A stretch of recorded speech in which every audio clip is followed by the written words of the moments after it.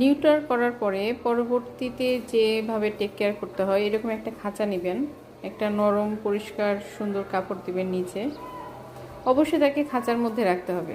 যে যেটাই বলুক, খাঁচার মধ্যে না রাখলে তাকে ইনফেকশন বা অন্যান্য সমস্যা থেকে বাঁচাতে পারবেন না, দ্রুতও হবে না। আমরা কিছুক্ষণ আগে ওকে নিয়ে এসেছি, এখন যে ঝুড়িতে করে এনেছি সেই ঝুড়ি থেকে ওর এখনও জ্ঞান ফিরেনি।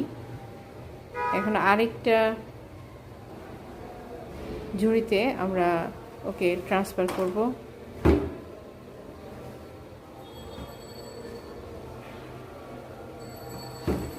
ও এখন অজ্ঞান অবস্থায় আছে। এই সময় ওদের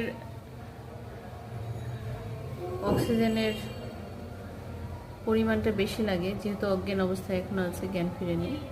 আমরা এরকম অবস্থায় পরিষ্কার একটা ঝুড়িতে ওকে রেখে দেবো জ্ঞান ফেরার আগ পর্যন্ত। কমপক্ষে 2 দিন তো রাখতেই হবে। দেখুন, এভাবে সাবধানে আস্তে করে একটা অংশ সামনের দিকে ঢুকিয়ে দিয়ে এভাবে তাকে ঢুকিয়ে দিলাম। তারপরে ওর যে দরজাটা, এটা অবশ্যই নামিয়ে রাখতে হবে। এটা যথেষ্ট বড় একটা ঝুড়ি।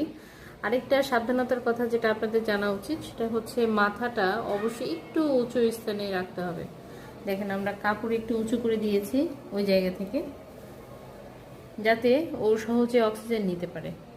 এটাই কারণ। এখন নিরাপদ একটা জায়গায় ওকে আমরা রেখে দেব। যেহেতু বাসায় অনেক বিড়াল, এই জন্য ওকে অবশ্যই সেফ রাখতে হবে, কেউ যেন ওকে না মারে। সেই জন্য দেখেন, ঢেকে রাখলে পরে আরও ভালো।